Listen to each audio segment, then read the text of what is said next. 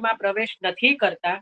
પદની રચના થઈ છે, કયા પ્રસિદ્ધ પદની, જે બધા જ જાણે છે, મોટે ભાગે બધા જ જાણે છે, એવા કયા પ્રસિદ્ધ પદની રચના થઈ છે? તો મને ઘણા બધા વૈષ્ણવોના વોટ્સઅપ પર મેસેજ આવ્યા અને ઘણા બધાના જવાબ સાચા હતા. જેનામાં સાચા હતા એનામાં મેં સાચું ટીક કરેલું જ છે, જેના ખોટા હતા એનામાં મેં ખોટું ટીક કર્યું છે. તો જેના પણ સાચા જવાબ આવ્યા છે એ ખરેખર ધન્ય છે કે જાણે છે. તો એ પદ છે શ્રી ગોવર્ધનવાસી સાવરે લાલ તુમ બિન રહ્યો ન જાય, ચત્રભુજદાસજી. ચત્રભુજદાસજીના વાર્તાજીમાં સ્પષ્ટ રીતે આવે છે કે જ્યારે શ્રીનાથજી જે છે સતઘરામાં પધાર્યા. કયા દિવસે પધાર્યા? મહાવદ સાતમે.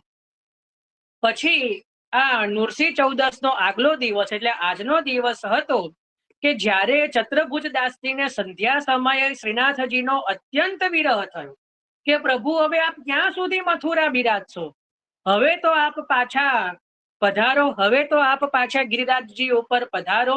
એટલા માટે ત્યાં પ્રભુને પોતાનું સ્વરૂપ, પોતાની લીલા યાદ કરાવવા માટે શ્રી ગોવર્ધનવાસી, આપ તો મથુરાવાસી નથી, આપ તો ગોવર્ધનવાસી છો અને આપ હવે બની ગયા છો મથુરાવાસી.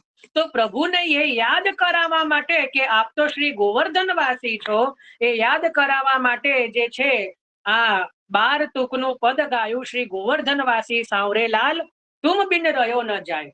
આની અંદર ચત્રભુજદાસજીએ પોતાનો વિરહ જે છે એ પ્રગટ કર્યો અને એટલો બધો વિરહ થઈ આવ્યો કે એ સમયે આ જયારે પદનું છાપ આવી કે બલ જાય ચતુર્ભુજ દાસ, એ સમયે સાક્ષાત શ્રી ગોવર્ધન ધરણ ત્યાં પ્રગટ થયા ચત્રભુજદાસજી આગળ અને કીધું કે વચન દીધું કે मैं जरूर कल वापिस आऊंगा, कल जरूर तू मैं पुनः अपने निज मंदिर में पधारूंगा, तुम धीरज धरो, તમે ધીરજ ધરો. કારણ કે ચત્રભુજદાસજીને જે પ્રાણ જે છે કંઠમાં આવી ગયા કે હવે તો પ્રાણ છૂટી જશે પ્રભુ, કેટલા સમય સુધી આપ અમને રાહ જોડાવશો, તો હવે આપ પાછા પધારો, ફરી પાછા શ્રી ગોવર્ધનવાસી બનો. તો એટલા માટે પ્રભુએ ત્યાં પ્રગટ થઈને વચન દીધું કે અમે જરૂરથી કાલે પાછા આવીશું અને નુરસિંહ ચૌદસ ના દિવસે શ્રીનાથજી જે છે એ મથુરા સતઘરાથી પાછા જે પોતાના નિજ મંદિરમાં શ્રી ગિરિરાજજી ઉપરનું નિજ મંદિર છે એમાં પધાર્યા અને રાજભોગ અને શયન ભોગ સાથે આરોગ્યા.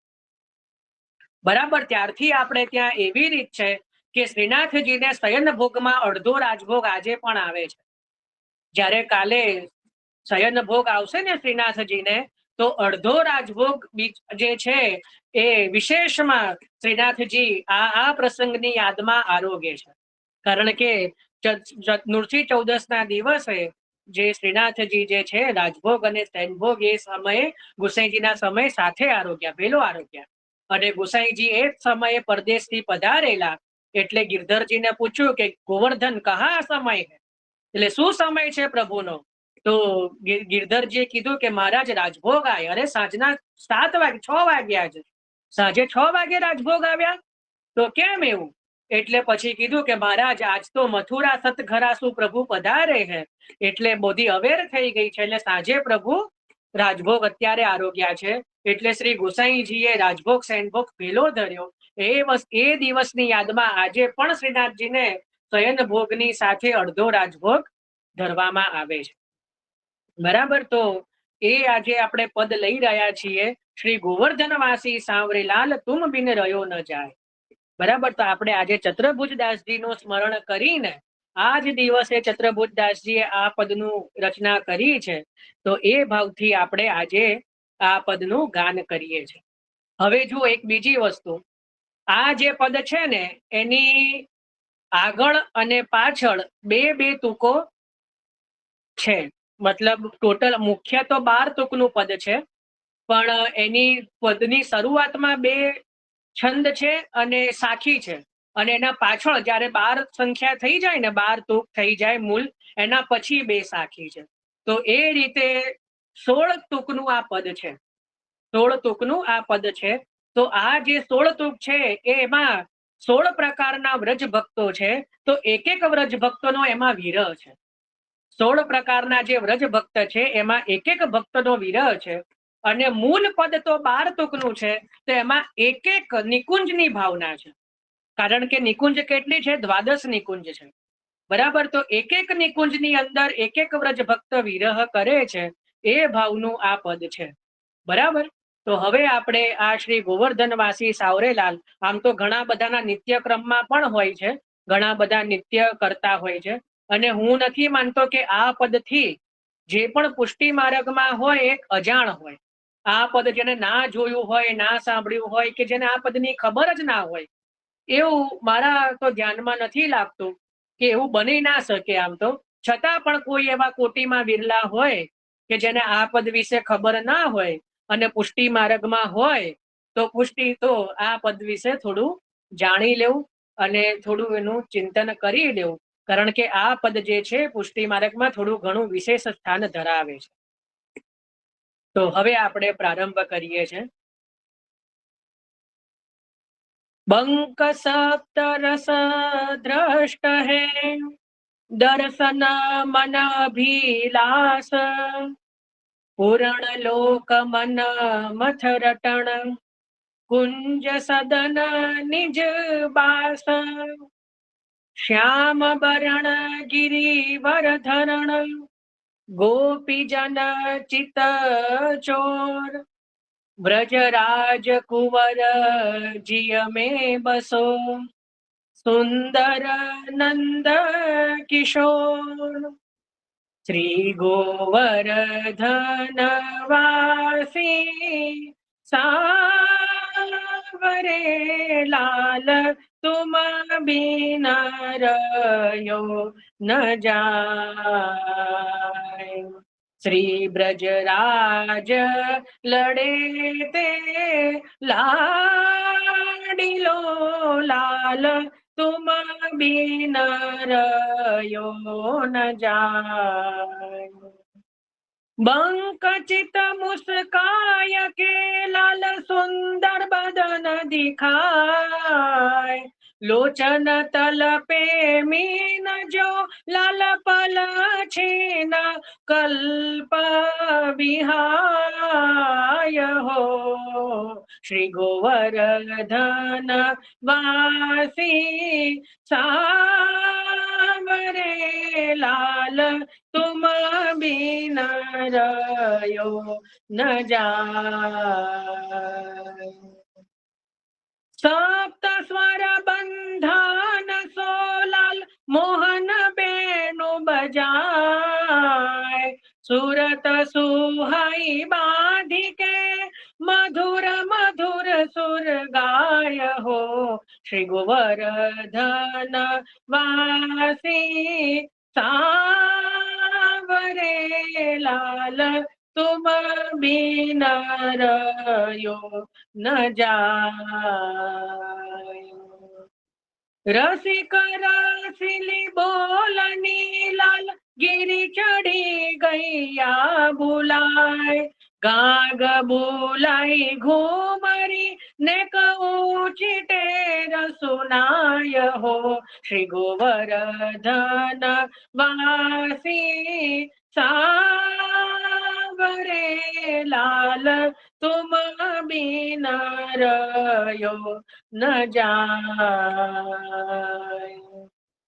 ए दृष्टि परिजाय दिवस ते लाल, तब ते रुचे नहीं आन, रजनी निदन आवही लाल, बिसर्यो भोजन पान हो, श्री गोवर्धन वासी सावरे लाल, तुम बिन रयो नव जाय,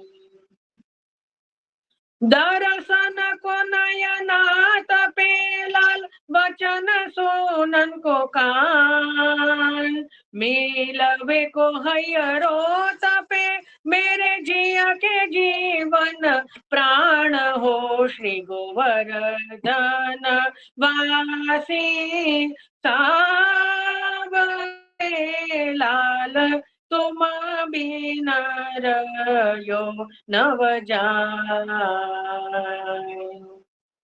ए मन अभिलाष वे रही लाल, लागत नैनानी में। एकटक देखो आवतो प्यारो नागर नटवर भेख हो। श्री गोवर्धन वासी सावरे लाल तुम बिना रयो न जाय। पुराण शशि मुख देख के लाल चित चोट्यो वही ठोर। रूप सुधारस पान के लाल सादर चंद्र चकोर हो। श्री गोवर्धन वासी सावरे लाल तुम बिना रयो नव जाय। ए लोक लाज कुल वेद की लाल छाड्यो सकल विवेक। कमल कली रवि जो बढ़े लाल क्षण क्षण प्रीत विशेष हो। श्री गोवर्धन वासी सावरे लाल तुम बिना न जाय। हे मन मकोटिक वारणे लाल देख डगमग चाल। जुवती जन मन फंदना लाल अंबुज नयना विशाल हो।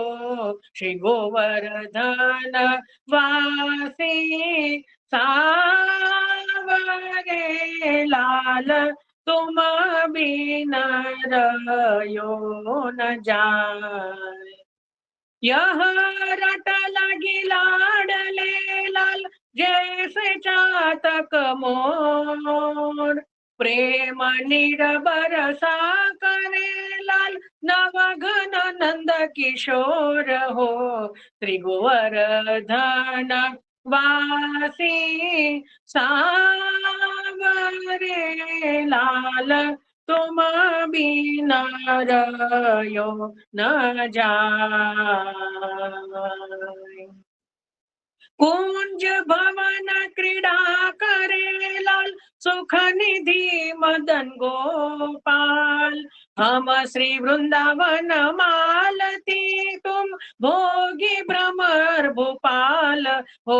श्री गोवर्धन वासी सावरे लाल तुम बिना रयो न जाय।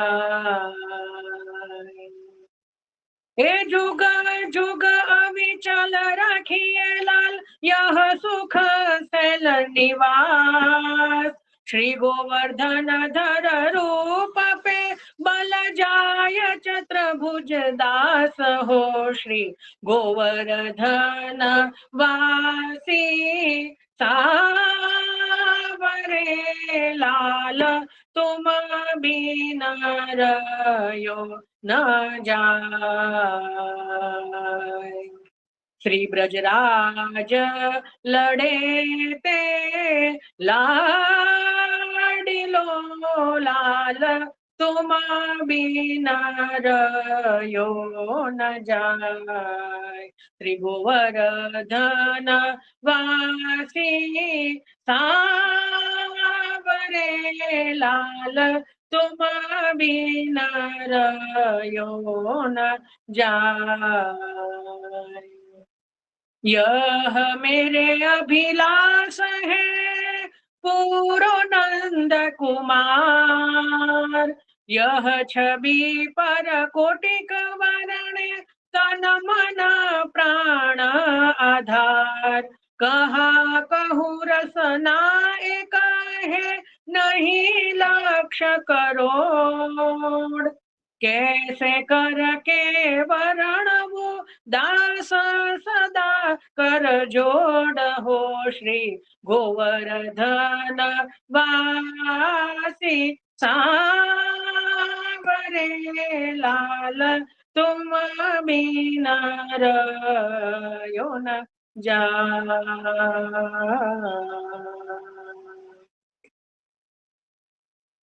તો આ રીતે આજે આપણે શ્રી ચતુર્ભુજ દાસજીનું શ્રી ગોવર્ધનવાસી પદ જે લીધું, બહુ સુંદર આની પણ ભાવના છે.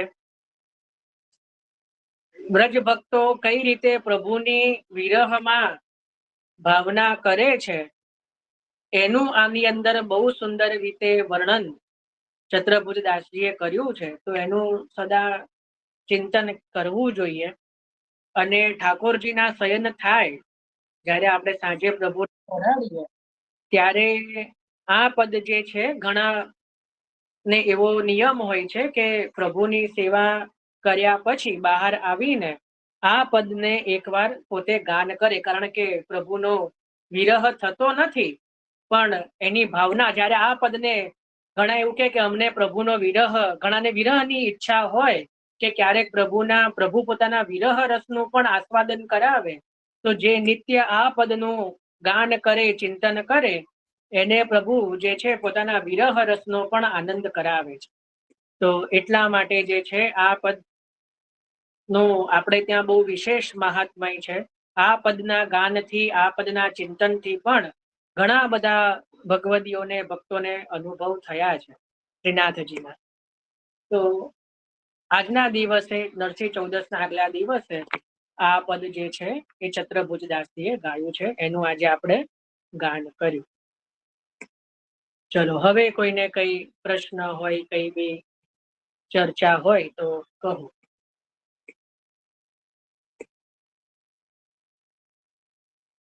પરેશાબેન કે ભારતીબેન જે હેન્ડ રેસ છે, કઈ પહેલાનું છે કે અત્યારનું? श्री कृष्ण। थोड़ा इसका अर्थ थोड़ा समझाए तो आनंद आ जाता। તો એના પછી પહેલાનું હતું ભાઈ, પહેલાનું હતું. હા, આકાંક્ષાબેન. જયભાઈ, આમાં જે આગળ અને પાછળ જે છંદ લીધા ને એ મારી પુસ્તિકામાં નથી બિરાજતા, તો આપને અનુકૂળ થાય તો શેર કરજો ને. લખીને જાણવાના જ છે. હા,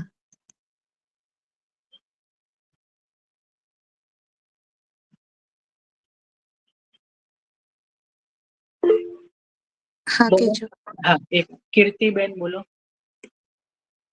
જય શ્રી કૃષ્ણ.